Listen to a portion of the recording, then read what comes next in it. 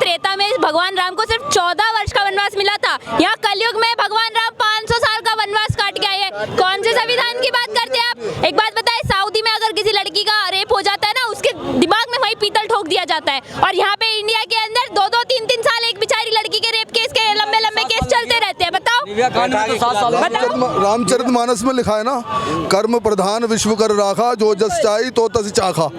जैसा कर्म करेगा तैसा ही चखेगा। नो कर्फ्यू, नो दंगा, सब चंगा। यूपी के अंदर बिल्कुल एकदम ठीक चल रहा है। यूपी के अंदर बिल्कुल सब ठीक चल रहा है, सब कंट्रोल में चल रहा है, किसी चीज की कोई टेंशन नहीं है।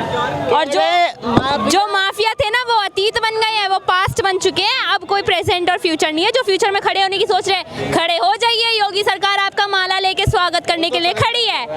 बस माला, वो फूलों वाला माला नहीं जो मरने के बाद हार चढ़ता है ना फोटो के ऊपर, वो वाली माला लेके खड़े हैं योगी जी। अच्छा, बिल्कुल, योगी जी ही नहीं, कानून है हिंदुस्तान के अंदर, कानून है। कानून सबको अपने कर्मों की सजा देगा। बस गीता के, भागवत गीता के अंदर यही लिखा हुआ है कि हमें अपने कर्मों का फल इसी जन्म में और इसी धरती पे मिलता है। अतीक को भी मिला, आगे भी मिलता रहेगा। नहीं चल रही है कानून की। एक बात बताइए, असद का इनकाउंटर हुआ, असद का इनकाउंटर हुआ, कानून के अंडर में हुआ, कानून में लिखा हुआ है इनकाउंटर हो सकता है, उसका इनकाउंटर हो गया। विकास दुबे का इनकाउंटर हुआ, बस अपराधी ने अपराधी को मारा, बस बात खत्म, कुछ गलत नहीं। बताइए, अब आपके मन में ये कि जैसे उन्होंने, अपराधी ने उनको मारा, अपराधी को एक, पुलिस उसका इनकाउंटर कर देती, तो भाई आप लोग ही मीडिया वाले फिर बनाते कि पुलिस ने मारा, मानवता का हनन, मानवाधिकार की जांच बैठती फिर पुलिस के ऊपर, योगी के ऊपर, योगी गलत कर रहे हैं। तो भाई ऐसा नहीं है, सब कानून के दायरे में हो रहा है। सब कुछ कानून के दायरे में हो रहा है क्या? अब कुछ योगी जी कह रहे हैं कुछ कानून व्यवस्था को थोड़ा रेस्ट भी दे देना चाहिए। सर, मैं आपसे मीडिया से पूछना चाहता, जब हमारे हिंदुस्तान के हाई कोर्ट के जजेस डरे हुए हैं, 10 जजेस, नॉर्मल आदमी किस बेस पे इंसाफ मिलता है लोगों को? एक हम लोग जब सारी जगह से हार जाते हैं, हमें लगता है कि सुप्रीम कोर्ट हमें इंसाफ देगा, हाई कोर्ट इंसाफ देगा। और भाई साहब 40 साल से तो पटरी के लिए हम लड़ाई लड़ रहे हैं, आधे आदमी तो हमारे मर चुके हैं। भाई साहब, ये माफिया नहीं था, ये छोटी मछली हैं, बड़ी मछलियाँ हैं ना। दिल्ली के अंदर कब्जा कर रखा है, दिल्ली के अंदर कब्जा। ये तो छोटे माफिया हैं, बड़े माफिया बांग्लादेशी, सरोजनगर मार्केट, उनके टारगेट बड़े बड़ी मार्केटों पे है। वो बांग्लादेशी हैं, वो कहते हैं सरोजनगर पे कब्जा करो, कनॉट प्लेस पे कब्जा करो, बड़ी बड़ी मार्केट पे कब्जा करो। हम लोग भाई साहब दिल्ली के नागरिक हैं, हिंदुस्तान के नागरिक हैं, हम अभी तक लड़ाइयाँ लड़ रहे हैं। उन लोगों को झुकियाँ भी मिलती है। ये अंत होना, एक रावण की लंका का भी अंत हुआ था। ये जो माफिया, अगर हिंदुस्तान का कानून जिस दिन सख्त हो जाएगा भाई साहब, वहाँ पे एक भी माफिया नहीं रहेगा।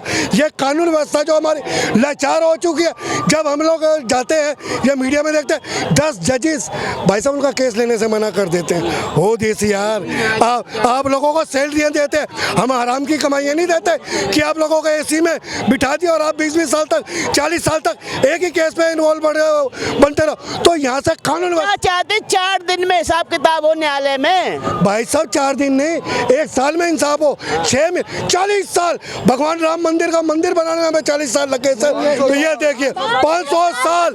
तो यहाँ से जनता क्या करेगी भाई साहब? 3200 आदमी का ग्रुप है पटरी वालों का, आधे इंसान हम मर चुके हैं अभी तक। हमें त्रेता में भगवान राम को सिर्फ 14 वर्ष का वनवास मिला था। यहाँ कलयुग में भगवान राम 500 साल का वनवास काट के आए हैं। कौन से संविधान की बात करते हैं आप? एक बात बताइए, सऊदी में अगर किसी लड़की का रेप हो जाता है ना, उसके दिमाग में वही पीतल ठोक दिया जाता है। और यहाँ पे इंडिया के अंदर 2-2, 3-3 साल एक बेचारी लड़की के रेप केस के लंबे केस चलते रहते हैं। बताओ, रामचरितमानस में लिखा है ना, कर्म प्रधान विश्व कर राखा, जो जस चाही तो तस चाखा।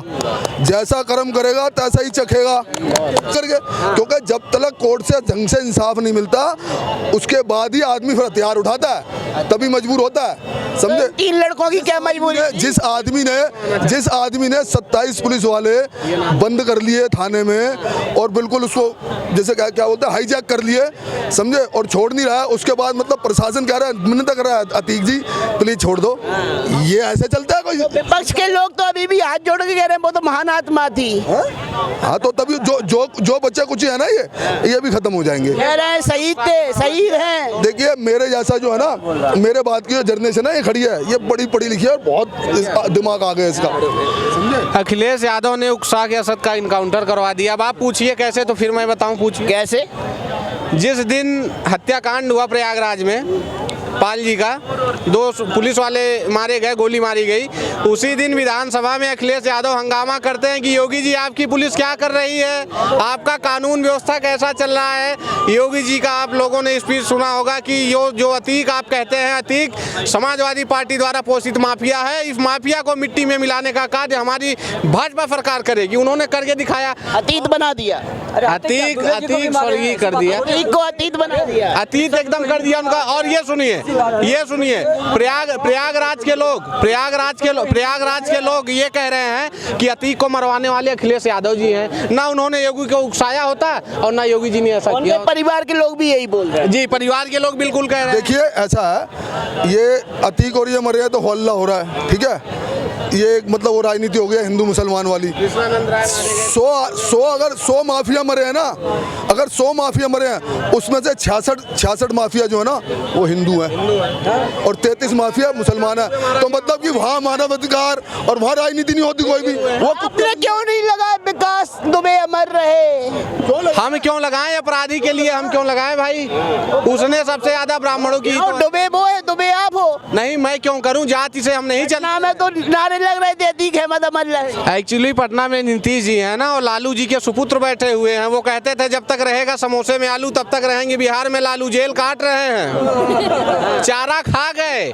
जानवर खाते हैं जो है चारा, उसको अपने ही खा गए। और नीतीश जी प्रधानमंत्री बनना चाह रहे हैं। जनता उनको आने वाले लोकसभा के चुनाव में मुंह की इतनी। बंगाल गठबंधन इकट्ठा करने के लिए बंगाल गए हुए ममता बनर्जी के साथ मीटिंग कर ली है। वो गठबंधन नहीं, वो ठगबंधन है, वो ठगबंधन है। मोदी जी के पहले इस चुनाव के पहले भी और साजिशें हो चुकी हैं ठगबंधन की।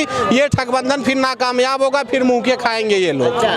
सर आप बिहार से हैं? जी, मैं बिहार से हूँ और इस बार नीतीश जी और तेजस्वी यादव जी हैं, उनका कुछ चलने वाला नहीं है, बिल्कुल भी नहीं। समझदार हो गई है बिहार की जनता। जी बिल्कुल, वो समझ रही है। पहले समझदारी कहा क्यों नहीं आई? नहीं, एक्चुअली ऐसा है ना कि वहाँ गांव की कुछ महिलाएं जो बुजुर्ग कैटेगरी से हैं, वो लोग उतना समझते नहीं है, मगर अब धीरे धीरे सब प्रोग्रेस पे है। एक्चुअली इस बार ऐसा हुआ है कि हम लोगों ने फर्स्ट टाइम अपने गांव में रामनवमी का आयोजन किया। उसमें क्या हुआ है कि हम लोगों का प्रशासन वो अलाउड हम लोग को कर नहीं रहे हैं डीजे सेटअप करने के लिए, क्योंकि उसमें तो सिर्फ भक्ति गाना राम जी की चलेगी, उसके लिए अलाउड ही नहीं कर रहे हैं। अब हम लोगों ने बहुत कोशिश प्रयास किया, बट फिर भी सिर्फ बोल रहे हैं कि 2-4 हॉर्न लगाओ, उस पर ही बजाओ। अब देखिए कि हमारी भीड़ और जो युवा है वो साउंड पे ही जो है कुछ उसमें इंजॉय करेंगे और प्लस साथ साथ जो है राम जी का अपना नाम लेते हुए उस शोभा यात्रा का करेंगे। तो अभी क्या कहेंगे अतीक अहमद को लेके जो विपक्ष के नेता रुख अपना रहे हैं, कह रहे हैं गलत तरीके से मारा गया। अतीक अहमद को शहीद बताया जा रहा है। पटना के एक जनाब थे जो लगा रहे थे नारे बड़े उत्साह से, लेकिन उसके बाद उनका अता पता नहीं है अभी। जी, उन पे तो कार्रवाई तो हो रही है बिल्कुल। मुझे जहाँ तक न्यूज़ के माध्यम से के दुकानदार थे, दुकान खुली छोड़ के भाग गए थे। जी जी जी बिल्कुल बिल्कुल। मेन चीज़ ये है विनाश काले विपरीत बुद्धि अब यूपी में किसी की चलने वाली नहीं है। जितने लोग हैं, प्रभु जब जिसको भगवान दुख दीना उसकी मत पहले हर ली ना। अनाप शनाप आदमी बकने लगता है जब विनाश का रास्ता अपनाता है। तो सारी विपक्ष वाली पार्टियां यही कर रही, विनाश होने वाला है, इसलिए जी और बोल रहे हैं।